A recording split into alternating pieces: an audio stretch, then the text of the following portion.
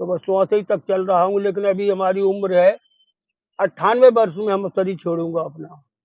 98 वर्ष? 98 वर्ष के 2 आज वर्ष हमारी कम रहेगा हाँ 100 वर्ष में। 100 वर्ष में 2 वर्ष कम रहेगा। भगवान, आपको कैसे पता है कि आप 98 वर्ष तक जिएंगे? ये तो अपनी भावना भगवान से लिंक लगी हुई वो बात बताती है। जो हमें भगवान भगत जगत को पाल रहे पोष रहे, लड़का बच्चा आगे दे तो बहुत हो डालेंगे, लेकिन साधु कोई थूक भी दे तो साधु को गाली मिलेगी, लठ मिलेगा।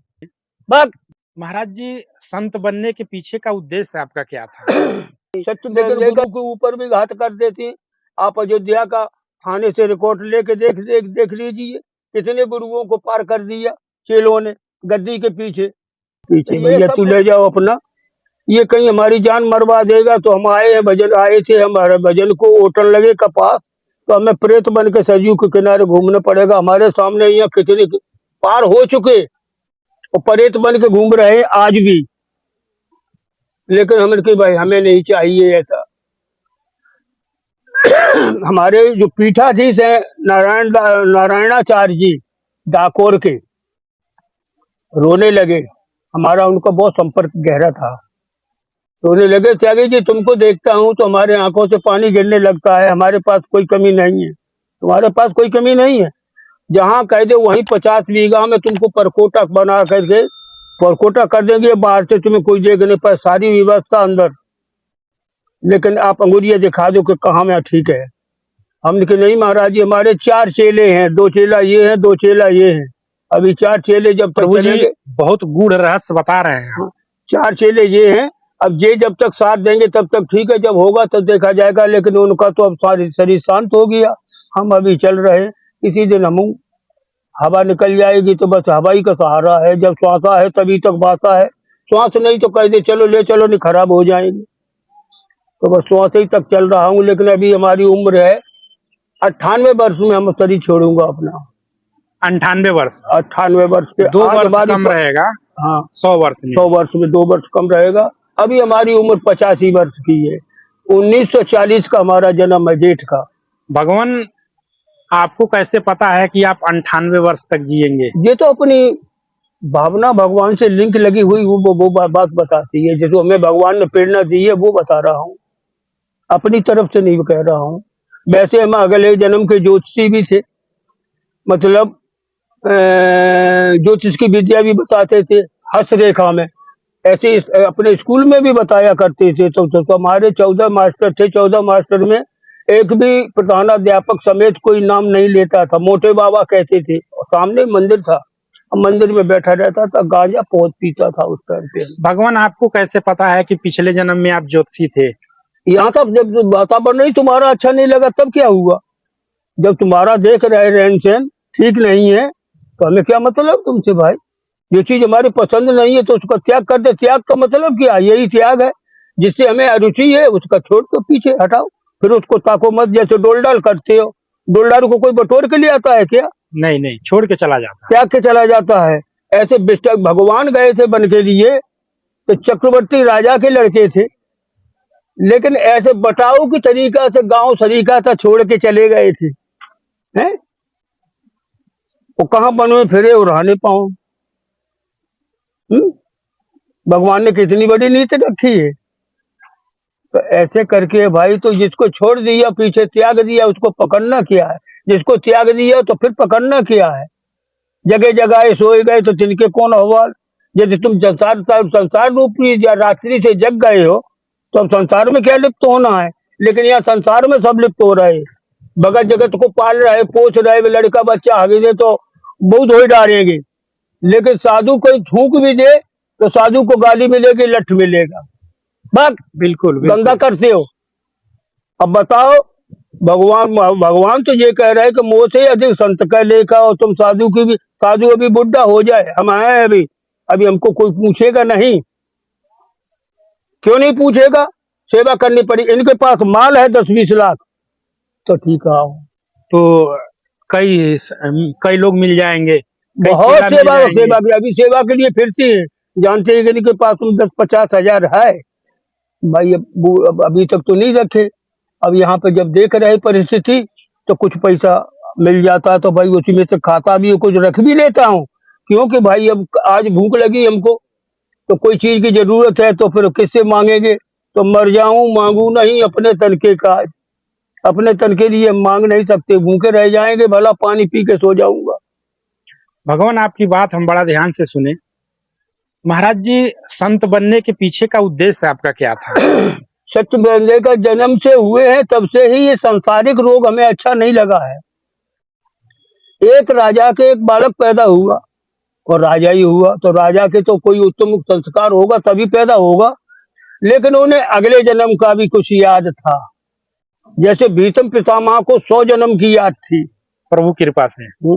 हाँ, तो जब वो भीष्म पितामह शेष सैया पे पड़े हुए थे, बाण सैया पे, तब आखिरी समय आया तो उन्होंने कहा, श्याम सुंदर, मैं जानता हूं आप सारथी तो जरूर हैं, लेकिन आप विशंबर हैं और दृढ़ प्रतिज्ञ हैं। फिर ये बताओ, मैंने 100 जन्म तक कोई अपराध नहीं किया, पर आज हमको बाणों की सैया पे क्यों सोना पड़ा? बोले कि हाँ पितामह श्री, आपका वचन सत्य है, लेकिन इसमें एक और लगा दो, एक और लगा दो। जब एक लगाया तो उस समय पे भी आप राजा ही थे, तो आपने क्या किया कि एक सर्प को खेलते रहे, जो दुमुहा सर्प होता है ना, खेलते खेलते में उठका दिया, बैरी के पेड़ पे गिर गया। तो उसके कई, एक बैरी के पेड़ में कांटा टेढ़ा होता है, एक सीधा होता है। तो टेढ़े कांटे में कांट का चमड़ा फंसते गया, कई जगह फंस गया, तो उतर निकल नहीं सका। वो छटपटाया होगा उतना कांटा फंसते गया। फिर वो फंसा रह गया उसी में भूख से प्यास से तड़प तड़प के शरीर छोड़ा। वो कांटे आपके लिए बाण बन गए, उसी का श्राप है। भगवान, जब भीष्म पितामह इतने ज्ञानी थे, भगवान के भक्त थे, जब उनके छोटे से पाप का अनजाने में जो हुआ, उनको दंड मिला, तो भगवान आजकल कर्म पाव फल सोई, निगम नीति कह सब कोई। भीष्म पितामह ने जाकर के जब माता सत्यवती से अपना आजम ब्रह्मचर्य का व्रत ले लिया था, तब जाकर के 3 भाई थे और तीनों भाइयों को विवाह भी करना है, 2 भाई के पुरु। तो सत्यवती ने कहा अब तो विवाह करो। तो काशी राज के यहाँ विवाह समारोह हुआ, और उसमें भी क्या है कि जो जीतेगा वो ही बरेगा, वही बरेगा। तो उसमें जब ये पहुंचे हैं, तो अम्बा, अम्बे, अम्बालिकी 3 थी कन्या, 3 कन्या थी। तो बड़ी कन्या अम्बा ने कहा कि भाई ये जीते तो हारे तो, लेकिन हम शादी इसी से करेंगे, ये महारथी है। जब महारथी है तो राम जी की इच्छा से जब महारथी, तो उसने बढ़ लिया। तब जब जीत गए तो तीनों कन्या को लेके चले। जब आए यहाँ पे हस्तिनापुर में, तो कि भाई अपनी व्यवस्था करो, तो पहले हमारी दोनों बहन की व्यवस्था करो। अम्बा बोली, बड़ी है ना, तो फिर अम्बा को दे दिया कुरु को, अम्बे को दे दिया कुरु, अम्बा को दे दिया पांडव को, अम्बे को दे दिया कुरु को।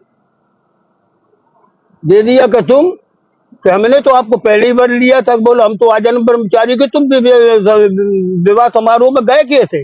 ये तुम्हें गए कैसे? ब्रह्मचारी थे तो गए क्यों? गए क्यों?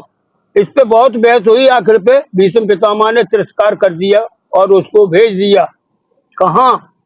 काशी राज के यहाँ। तो उसने कहा कि राम पितामह श्री,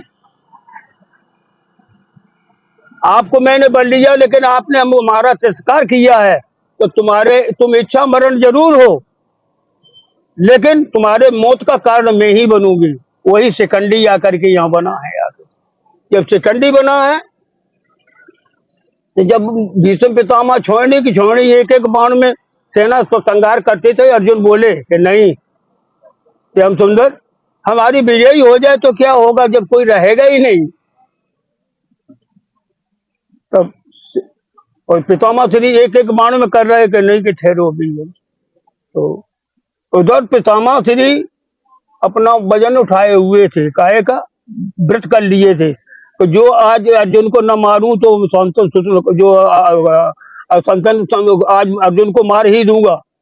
तब इन्होंने क्या किया, भीष्म पितामह ऐसे कर रहे, तब भगवान जब अर्जुन ने कहा ये शब्द,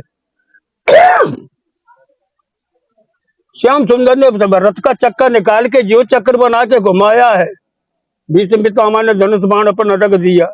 धन्य है प्रणपाल, आपने अपना प्रण पालन करने के लिए अपना प्रण तोड़ दिया।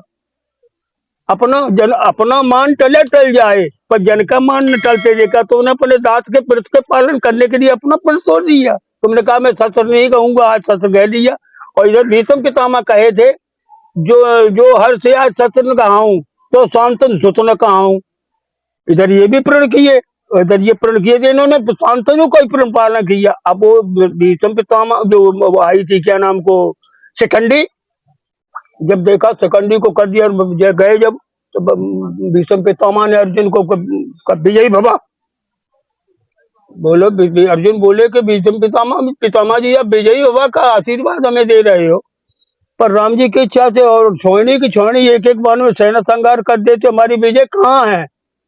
तुम बात जानते नहीं हो अपनी। देखो युद्ध की जो अपनी बनी भई है,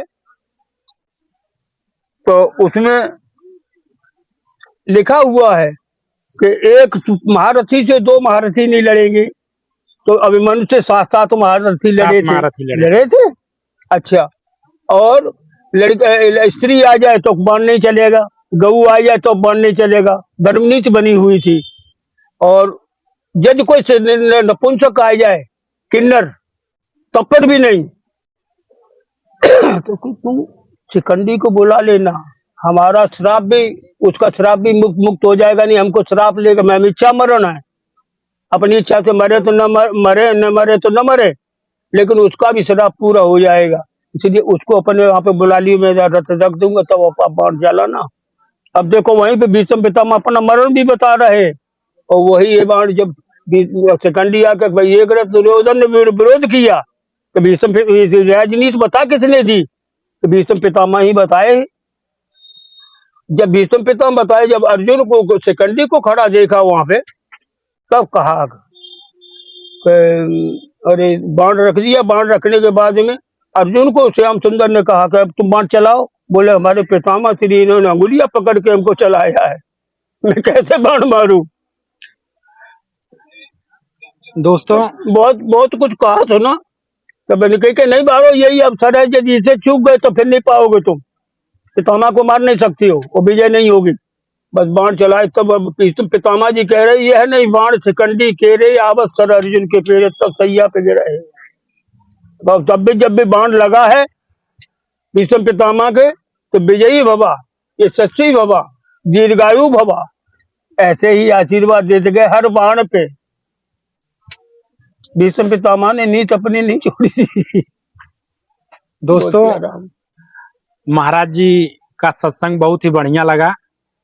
प्रभु जी एक बार पुनः आपको कोटि कोटि नमन, और सभी दर्शकों के लिए हम नमन करते हैं। और महाराज जी हमारे सभी दर्शकों को एक बार आशीर्वाद दे दीजिए, आपकी कृपा बनी रहे प्रभु जी। दोस्तों इसी के साथ हम अपने वीडियो को यहीं समाप्त करते हैं। मिलते हैं फिर किसी अन्य महात्मा साधु संत के साथ, तब तक के लिए जय सीताराम।